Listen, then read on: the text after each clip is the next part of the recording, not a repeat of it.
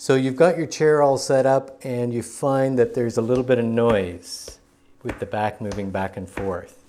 So the problem with this is with all the tolerances in there, sometimes some things just need to get tightened up a little bit more. So you take that Allen key, these 4 bolts here with the washers around them, secure the seat pan to the mechanism. In some cases, the factory torque on those is not sufficient, so you need to take your Allen key, best to use the short arm, and you just install that and tighten that bolt up a little bit more. And the same with this one. What that does is just applies a little bit more friction on the heavy metal bar.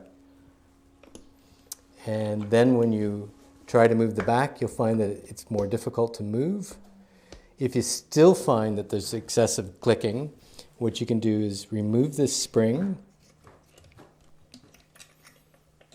as that is not necessary for the function of the chair, and that means that the back won't follow you back in as you're setting it up.